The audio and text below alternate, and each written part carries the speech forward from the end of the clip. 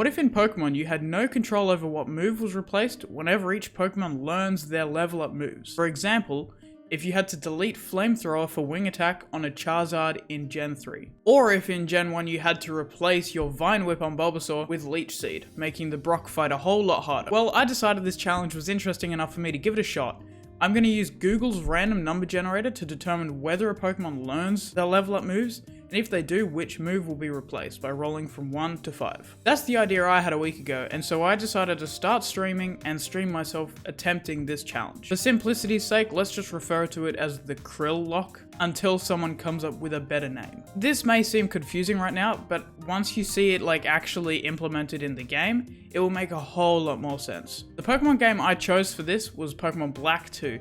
Not necessarily for any particular reason, it's just the only mainline games that I hadn't played, and I wanted to play through them on stream for the first time. I'm going to be using the normal Nuzlocke rules challenge. If you don't know the rules of a general Nuzlocke, you can just Google them, they're pretty well known at this point. But I'm also going to be doing a hardcore Nuzlocke, which means I'm not going to be using items in battle, and I will be playing with level caps. But with that all out of the way, let's get started on our Black 2 hardcore Nuzlocke with a twist. So I started off my journey the same way most journeys start, by forgetting what gender I am and letting Google decide. Father Google made me a girl, and so I ran off to get my starter Pokemon, which I also gave Google control over. So basically the way it's going to work is 1, 2, 3.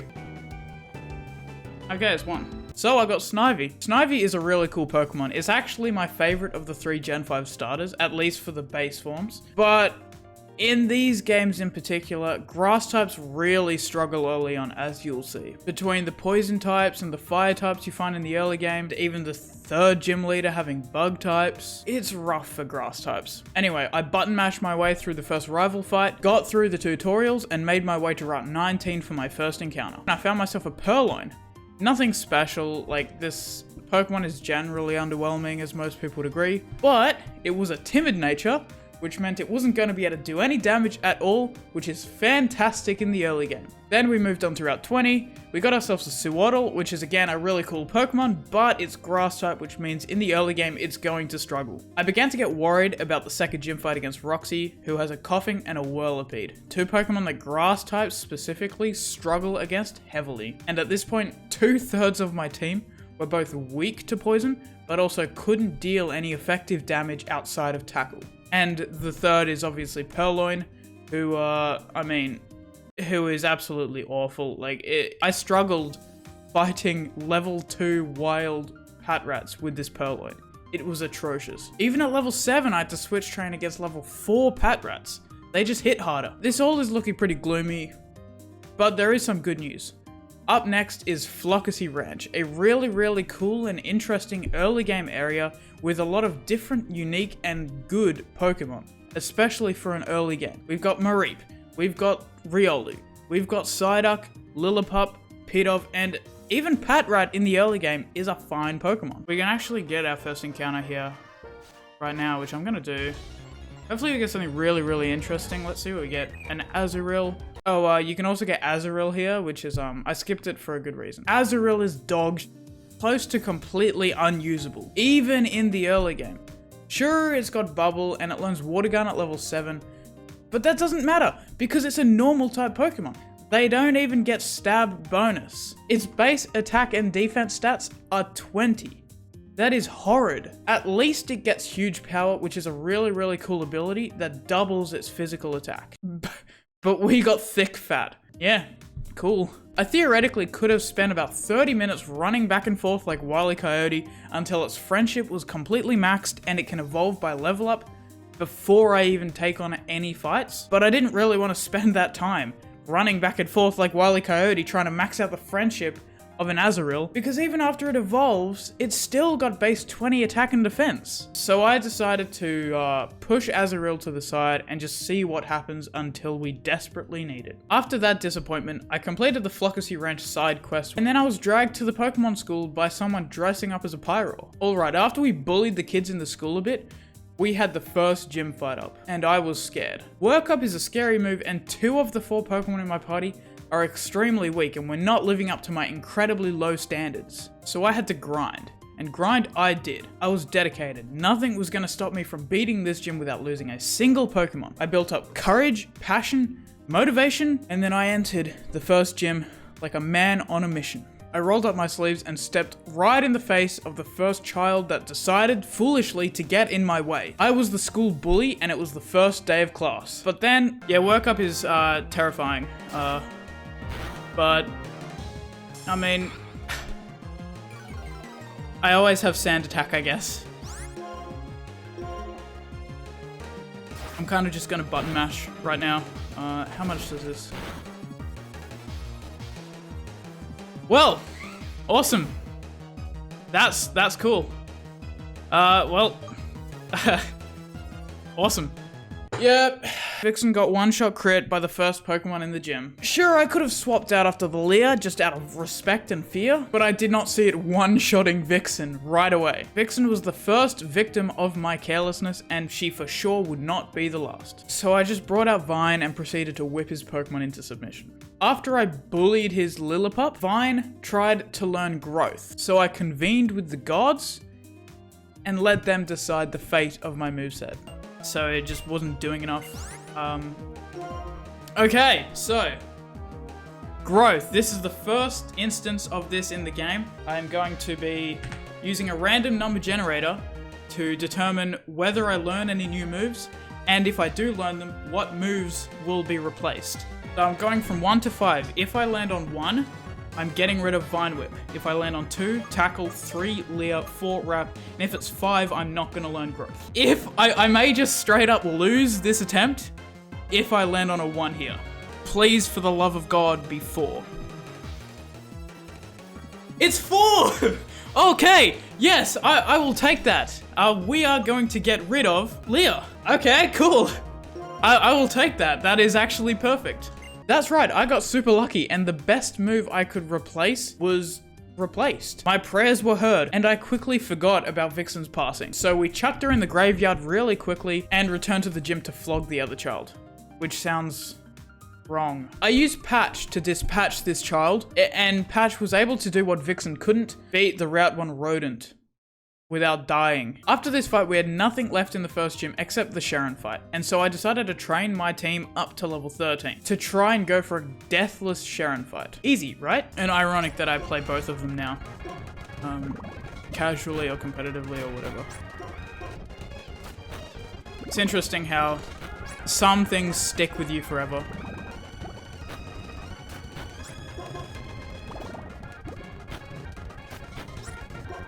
Okay, we can live a crit. What? How? Now, for those wondering why I'm confused about this, anyone saying, bro, you didn't play around the crit, what the f are you doing? This Purloin landed 4 scratches on me. Each of them did 2 damage. Then it did 6 damage with a crit. To my knowledge, crits should only do twice the amount of damage, at best. This did 3 times the damage. I know I've got to be missing something.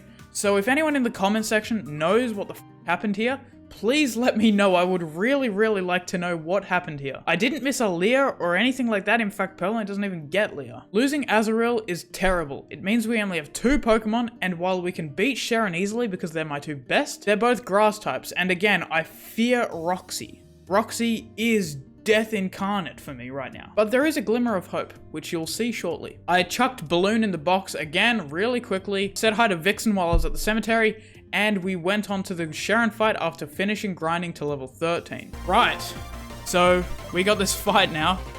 I'm just gonna mash my strongest move. Yeah, we're good. And I'm playing on set mode. I switched to set mode. Okay, okay, how much is Tackle gonna do? Okay, Tackle did 10. That is a lot of damage. Oh my god, I'm dead to a crit at this rate. However, if I don't get crit, Bug Bite will do a lot more because I should be in Swarm range.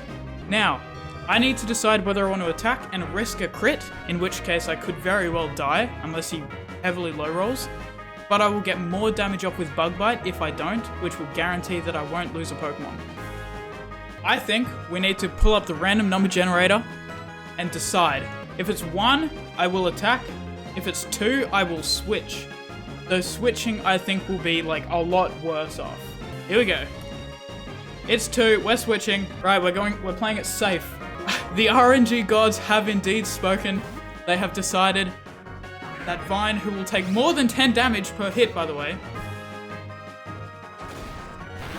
Yes, he takes 12, so I don't know if I'm gonna outspeed. Do I outspeed? I outspeed. Oh my god, that does so little. So this is why I wanted to stay in. Because now I die to a crit anyway. I'm not in overgrow territory. It's really funny that may have just lost me the game. But it's fine. I wasn't expecting Vine to do so little. I'm going to Vine Whip just in case he crits me. It's the best insurance policy I have. So at the very least, Sewaddle can come in and guarantee the kill.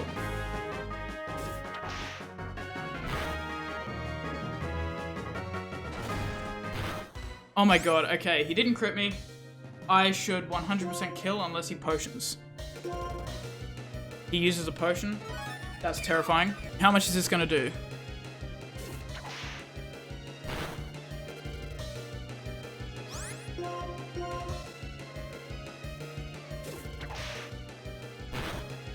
I mean, you can't script it! You can't script it! We lost 2 Pokemon to crits, but we beat the first gym leader off a crit! The gods gave us that win. That was insane. During a pivotal turn in this fight, I decided to hand Google the wheel, and it tried to screw me over. We could have got insanely unlucky there, and we could have been punished severely and lost the fight. But we got insanely lucky again and won due to a lucky crit. Which was nice, considering all of the crits I had to face up until this point. But at the end of the day, what happened, and we got our first badge of the playthrough. And so, after beating Sharon, I proceeded on to Verbank City, and the area with the last encounter we can get before the Roxy fight, Verbank Complex. And Verbank Complex is the key. It holds the key to our victory. There is a Pokemon that you can find at Verbank Complex that will give us a fighting chance against this fight. Magnemite. Yes, a steel type Pokemon this early in the game is immune to poison type attacks. It can't be poisoned, it can't be Venoshocked, it can't be sludged.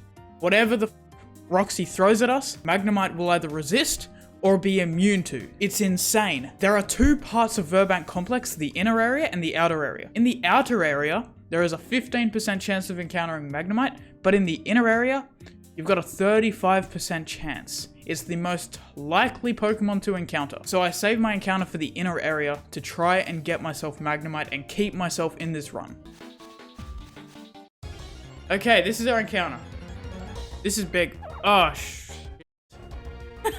well, we got Patrat. Patrat might be able to do it if I get lucky, and if it's better than I expect, at least at the time. But it's definitely not Magnemite. The fight is still going to be grueling. And it's going to have to solo the gym. My other 2 Pokemon are useless in this fight. I began fighting the trainers in the Verbank Complex. Then, Speed Nature as well.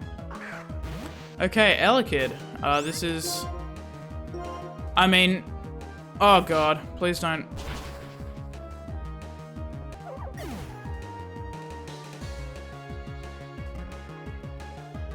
I forgot Elekid got low kick. Well, that's basically a wrap for the run. We've only got 2 grass types against Roxy, which is unwinnable. From there on, we struggled against the remaining Verbank Complex trainers. A lot of them had poison, fire, and one of them even had a Woobat, which is again super effective against grass types. After that, I trained up my Pokemon to level 18 and faced Roxy.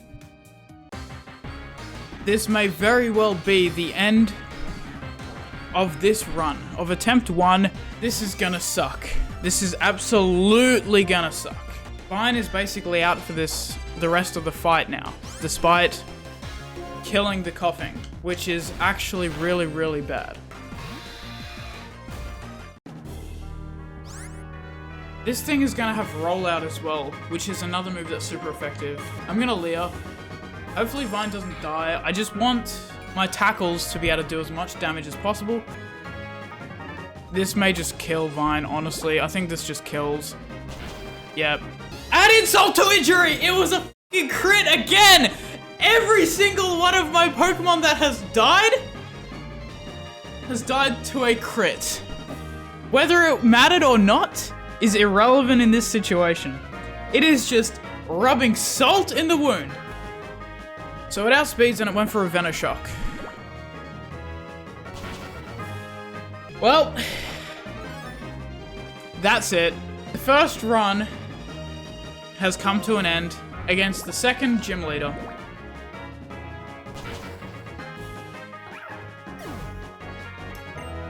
That's it.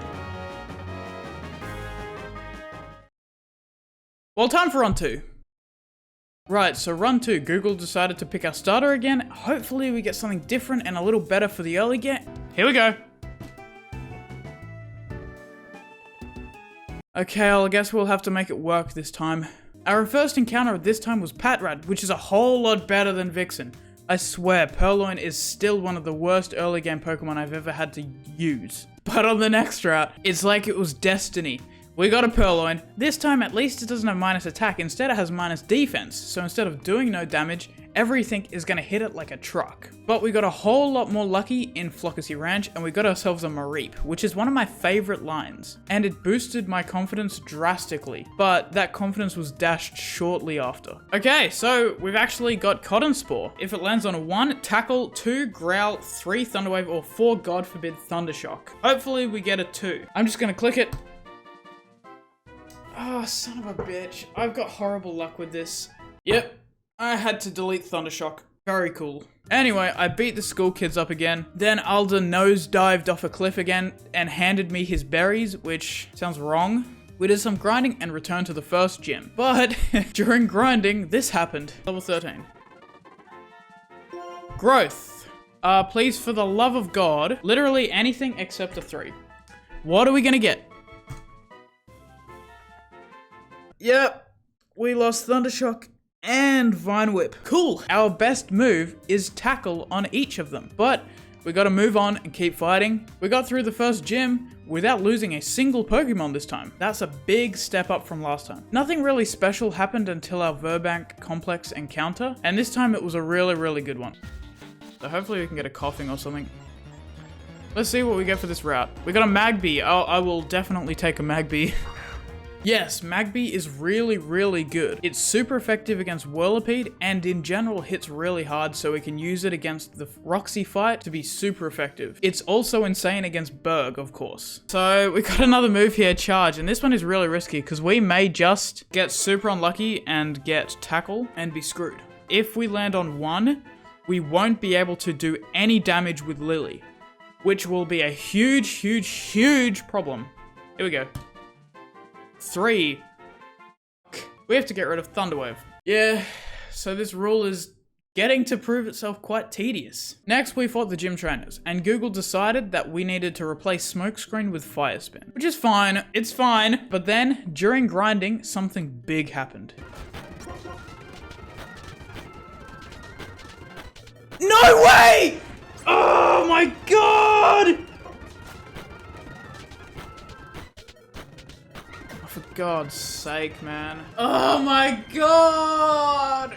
Why? I guess I just need to be a bit more careful. We lost 2 Pokemon grinding against Ordino. That is super annoying. We start the Roxy fight for the second time, this time with 3 Pokemon. And we've got a much better chance this time.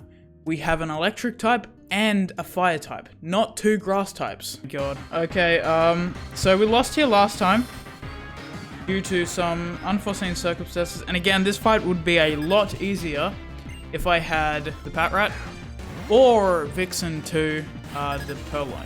Okay, hopefully we win the Tackle War. There we go, we've got the Paralysis. We should be able to win this fight. She should be using a potion now. I'm actually going to switch out to Ember right now, on the assumption that Roxy is going to use a potion, and so it should be a free switch. Yes, so we wasted their potion. Coughing is still paralyzed. We've got Ember in. Ideally, Ember does not get poisoned here. I'm actually very afraid of this Whirlipede right now. I'm afraid that Venoshock might one-shot me. However, I don't think there's anything really I could do. I think I'm just relying on outspeeding and Ember being a 2-shot at least, and not dying to its move. So I'm gonna go for an Ember here and just see what happens, because I don't see another way. We outspeed, which is really good. Okay, Ember does less than half of its health. How much is Venoshock gonna do?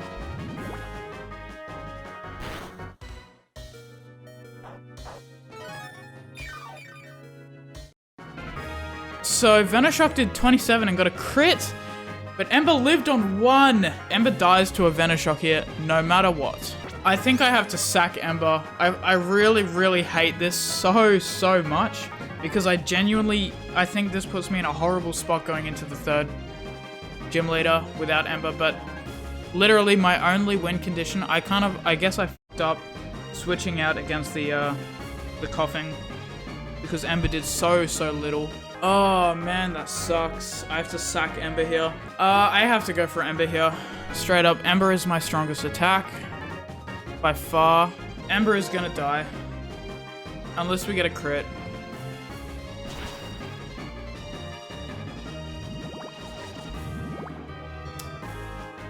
Oh, that's really sad. That's genuinely really sad. There's no point going out to Marie. Unless she potions here. Oh, right. I thought I had f***ing tackle. No, I thought I had tackle. Wrap may not kill, but like... My god. If this crits, okay. Oh, we actually would have lived one. That's really annoying. Oh my god, so... We beat Roxy. Yeah, we fucked up. I made some mistakes. I switched out to Magby too early, and it cost us the best chance we had against Berg. But we beat Roxy. We became a film star, bullied some Team Plasma nerds, and set sail for Castelia City. Alright guys, that's it for this video. I hope you enjoyed it, as I put a lot of effort into this one, and next week you'll get to see my adventures in the Big Applin. But for now, if you enjoyed the video, why not drop a like? It actually really helps out the channel, takes 2 seconds and is completely free. Also, consider subscribing if you actually really like this video and want to see more videos like it. I'll be trying to make a video every week or so. This footage is all from my live stream. I started this week. Be sure to check me out at twitch.tv/theacrylic. It's on screen now and the link will be in the description. I'll generally be streaming Monday, Tuesday, Thursday, and Friday, with some Wednesdays sprinkled in depending on my schedule. I start my streams at 10 AM WAST right now. That's subject to change in the future, but right now that's what it is. Converted times are on the screen. I've just started streaming and I'm having an absolute blast. So feel free to check me out if you just want to chill and watch me nuzlocke this game. But with that nonsense all out of the way, I hope you guys enjoyed the video and I'll see you next time. Peace.